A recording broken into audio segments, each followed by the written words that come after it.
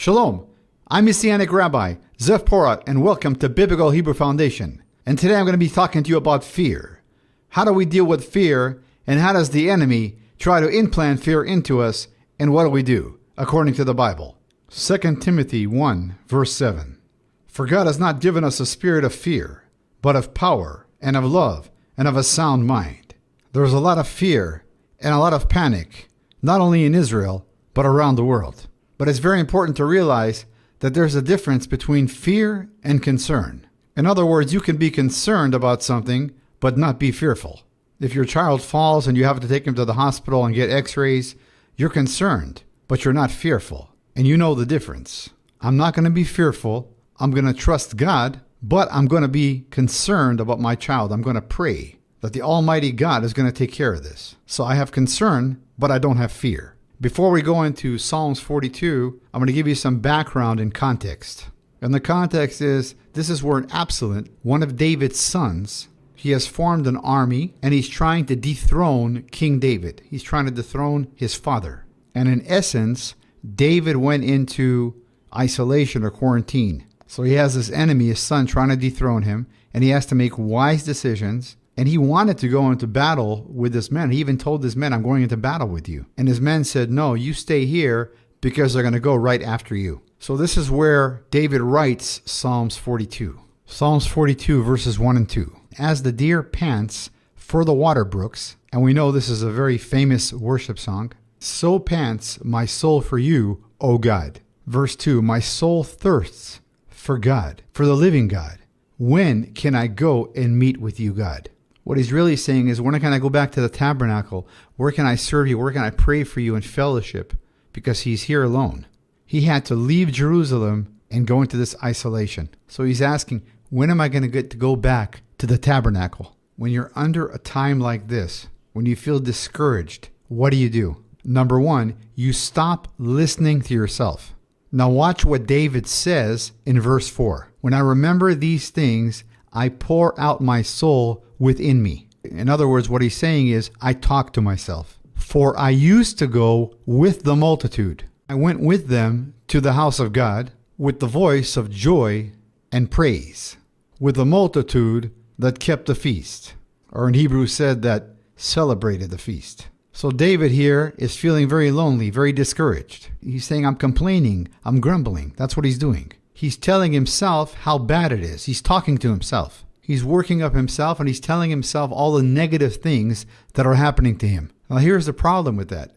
Not only are you going to discourage yourself if you do that, you're going to discourage those around you. When you're depressed, when you're feeling down, do not listen to yourself. And the problem is, when you go down the negative road, this is where the enemy jumps in. Let's go back to Psalms 42 verse 3 and see this. My tears have been my food day and night. Why people say to me all day long, where is your God? Epho Elohim Shilcha, where is your God?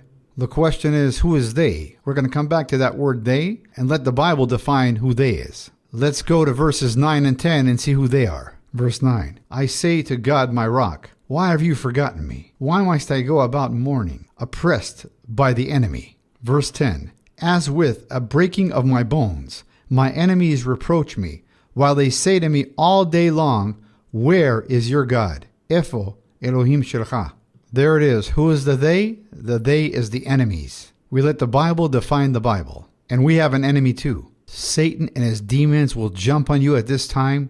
When you're down like this is where you let the enemy come in. He will just lie to you. He'll tell you a bunch of lies. Kishat Satan midaber umishaker. When Satan's lips are moving, he's lying. He's a liar. That is what Yeshua, Jesus, said. He said he's a liar, shakran, and the truth is not in him. Yeshua, Jesus, even calls him the father of all lies. Remember, Satan and his demons will lie to you all the time. And I'll give you an illustration I like to use. Let's say you're at home right now, you came home from work, and your wife is about to prepare dinner.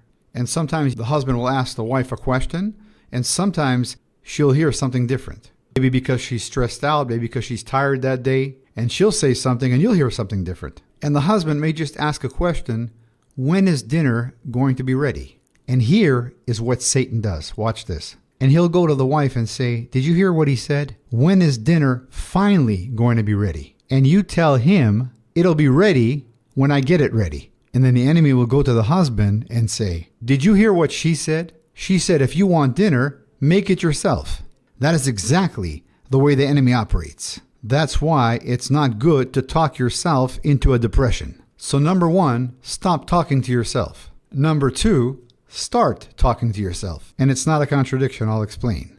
Stop talking to yourself in a negative way and start talking to yourself in a biblical way, in a biblical, positive way, because the Bible is positive. Let's give a praise in the house of the Lord. Hallelujah. And here's what David does. Psalms 42, verse 5. Why are you cast down on my soul? And why are you disquieted within me? Now watch this. Here's what he tells the soul. He's talking to himself now. Hope in God, for I shall yet praise him for the help of his countenance. What he's saying is it's just a season. It's going to pass. He's now speaking positive, biblical to himself. And the word cast down in Hebrew means pressed down. And the word in Hebrew for pressed down is the word chavut. That's where you get the word depressed. And actually the word depressed means being pushed down. Who's pushing you down? The enemy is pushing you down, and you do not agree with him. You rebuke that in the name of Yeshua. And he also says to his soul, you're also disquieted. And I'm going to touch on that word in Hebrew, what it means. The word in Hebrew is naham. You are being naham. You're growling like a wild animal. He's talking to himself and he's saying, why are you growling? What he's saying is he has to tell himself to stop it and start praising God. We start getting depressed, and then the enemy pushes us down more, and then we start getting grumpy. That's the way it works. And you have to tell your soul, stop grumbling and start praising Yeshua, because greater is he in you than the one in the world. What David is doing right now is he's saying, be quiet and let's talk about God, who's going to take us through this difficult season. Psalms 42, verse 5, and Psalms 43, verse 5 seem to be the same. There's just one word difference. The last phrase in Psalms 42, verse 5 says, with the help of his countenance. The difference is, in Psalms 43, verse 5 says, with the help of my countenance and my God. So what is God saying through this scripture? And here's what David is saying. When I look at his face, it changes my face. When I look at God, instead of the circumstances, I get encouraged. And we're going to walk in his light in every circumstance in our life. Not let the enemy come in and be a light in this dark world. As we're all called to be ambassadors, priests, run the race, make it to the end, and consummate the marriage. And our countenance shines because he blesses us and because his face shines upon us. Numbers 6, verse 24 to 26. I'm going to read it in English and then in Hebrew. May the Lord bless you, and may the Lord keep you. May the Lord make his face shine upon you and be gracious to you. May the Lord lift up his countenance upon you and give you his peace. In Yeshua's name, amen. Yivarechecha Adonai v'yishmarecha. Ya'er Adonai panav elecha v'yichunecha. Isa Adonai panav elecha v'yasem lecha shalom. B'shem Yeshua HaMashiach. Amen. I pray this teaching has blessed you as it has blessed me over the years. Let's continue to stand together as the one new man, Ephesians 2:15. Work the harvest together, bring the gospel back to Jerusalem, and go home. Until next time, I'm Messianic Rabbi Zev Porat, sending you blessings from Israel in the mighty name of the King of Kings and Lord of Lords, Aryeh Yehuda, the Lion of the tribe of Judah, the great I Am, Jesus Yeshua. Amen. Every knee shall bow, and every tongue will confess that Yeshua, Jesus, is God. Hallelujah.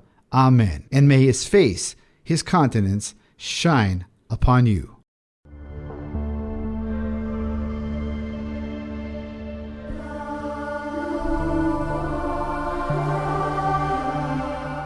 Those just joining us at home, I'm going to introduce this week's special guests. Born and raised in Israel, he served several years in the Israeli Defense Forces and is the founder and director of Messiah of Israel Ministries, Messianic Rabbi Zev Porat. Yay!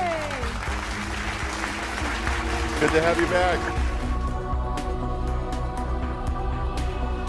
Dr. Tom Horn, who is the CEO of Skywatch TV, an acclaimed best-selling author himself, raves about Blood Alliance. He says, Messianic Rabbi Zev Porat has done it again. In Blood Alliance, he's taken several deep mysteries of God's Word and served them up in a thoroughly understandable, engrossing, and biblically contextual manner. I assure you, he says, once you see the truths that Zev brings into glorious revelation, you'll soon begin to recognize those truths throughout the Scriptures, hidden in plain sight, from first to last. Blood Alliance is an absolute treasure trove. Have you ever heard of God's threshold covenant? If you haven't, you're in for a roller coaster ride of biblical discovery that will enhance your understanding of God's Word and the application of it to your daily life like never before. Messianic Rabbi Zev Porat will be taking you on a much deeper dive than you've probably ever previously experienced. In Blood Alliance, you'll come to understand the true nature of spiritual warfare like never before. You'll uncover the biblical truth about long-held traditions that still assault God's truth and His grace to this very day, throwing massive doctrinal confusion into almost the entire modern Christian church world. Finally, learn the truth about the temple on the Temple Mount and what the Old Testament and New Testament clearly lay out for the last days. Shocking surprises await you. This truly is a life-changing book to the glory of Yeshua, Jesus.